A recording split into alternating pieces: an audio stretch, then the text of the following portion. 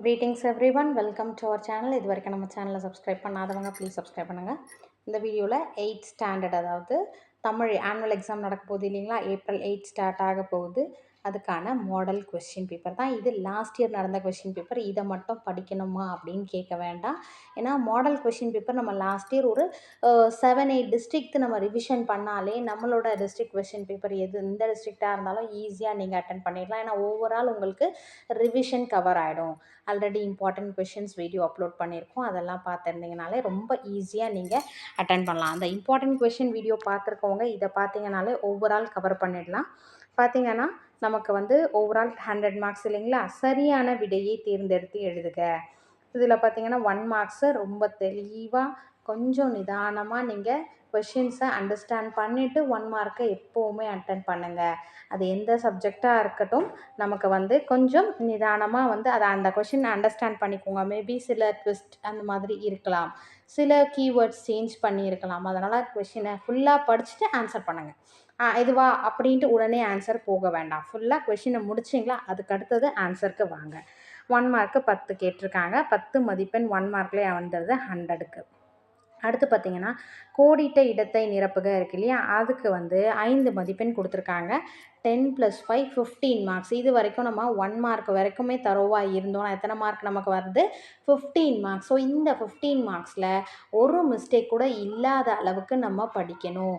ஏன்னா நம்மளோட மார்க்ஸில் வந்து ரொம்ப வந்து நமக்கு தூக்கி கொடுக்குறது எதுவாக இருந்ததுன்னா 1 மார்க் தான்.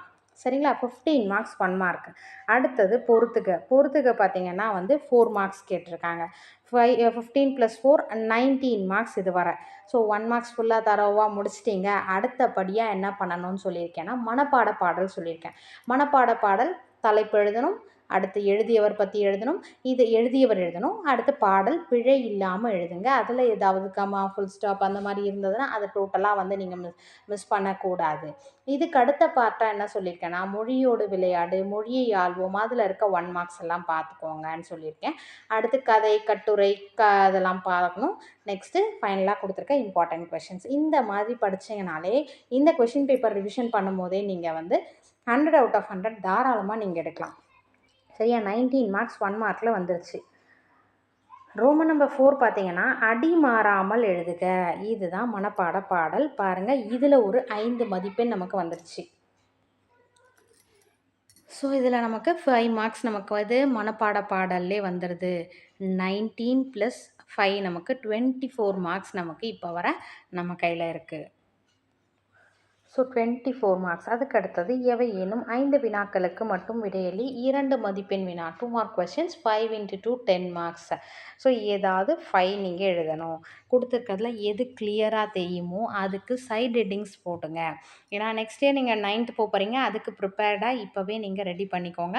சைட் ஹெட்டிங்ஸ் போட்டுட்டு பாயிண்ட்ஸ் மாதிரி கொடுத்தீங்கன்னா ப்ரெசன்டேஷன் நல்லாயிருக்கும். இல்லை மேம் எனக்கு பாயிண்ட்ஸ் மாதிரி எழுத வரல, இல்லை அந்த கொஷின் அப்படி கிடையாதுன்னா பேராகிராஃபாக எழுதுங்க, பிழை இல்லாமல் எழுதுங்க. தமிழ்ன்றதுனால தான் நான் ரிப்பீட்டடாக சொல்லிகிட்டு இருக்கேன். ஏன்னா நிறைய பேர் ஸ்பெல்லிங் மிஸ்டேக்ஸ் வரும் இல்லைங்களா, அதுக்கு அடுத்தது இந்த இக்கு இத்து இதெல்லாம் எங்கே வரணும் அப்படின்றத கொஞ்சம் ஃபோக்கஸ்டாக இருங்க.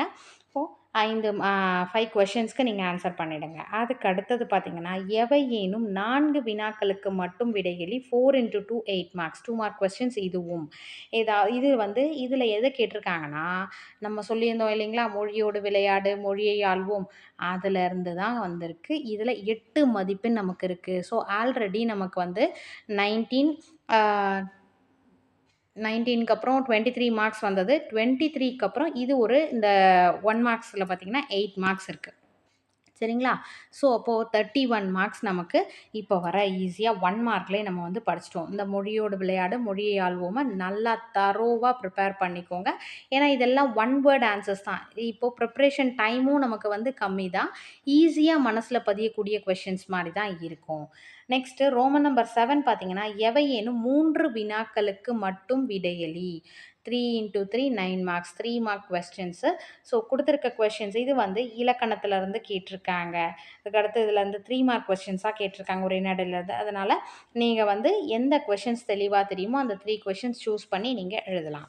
அடுத்து ரோமன் நம்பர் 8 விடையளி பார்த்தீங்கன்னா 5 × 5 25 நமக்கு இருக்க வேண்டிய பண்பு நலன்களாக நல்லந்துவனார் கூறும் விளக்கங்களை தொகுத்து எழுதுக. இது வந்து இன்டர்னல் சாய்ஸ் மாதிரி கொடுத்துருக்காங்க. அடுத்து ஓடையின் பயன்கள்னு கேட்டிருக்காங்க. அடுத்தது பார்த்தீங்கன்னா கடிதம். ஓகேங்களா, கடிதம் இல்லைனா வட்டாட்சியருக்கு விண்ணப்பம்னு கேட்டிருக்காங்க. அது நம்ம ஆல்ரெடி அந்த மொழியோட விளையாட மொழி ஆல்பமில் படிக்கும் போதே நான் சொல்லியிருப்பேன் எப்படி எப்படி ப்ரிப்பேர் பண்ணணும்னு. அடுத்தது இது 1 மார்க்கில் வந்து பாருங்கள், கோடிட்ட இடங்கள் இருக்கு இல்லையா, அதை வந்து ப்ரிப்பேர் பண்ணிக்கோங்க. 8 விடையளி பார்த்தீங்கன்னா இது 1 மார்க்கு கோடிட்ட இடங்களேன்னு இருக்குது. அடுத்து கதை நிகழ்வுக்கேற்ப சொற்றொடரை முறையாக வரிசைப்படுத்துக. ஜம்பிள்டு சென்டென்ஸ் மாதிரி மாறி மாறி இருக்கும். அதை வச்சு நீங்கள் வந்து கரெக்டாக ப்ராப்பராக வந்து எடுத்து எழுதணும். 46 பார்த்தீங்கன்னா கீழ்காணும் படம் சார்ந்த சொற்களை எழுதுக. ஸோ இந்த மாதிரி பிக்சர் கொடுத்துட்டு அதுக்கான சொற்களை எழுத சொல்கிறாங்க. ரோல் நம்பர் 9 பார்த்தீங்கன்னா அனைத்து வினாக்களுக்கு விடையளி. ஒன்று 8 மார்க் கொஷின்ஸ். ஒரு கொஷினுக்கு 8 மதிப்பெண்.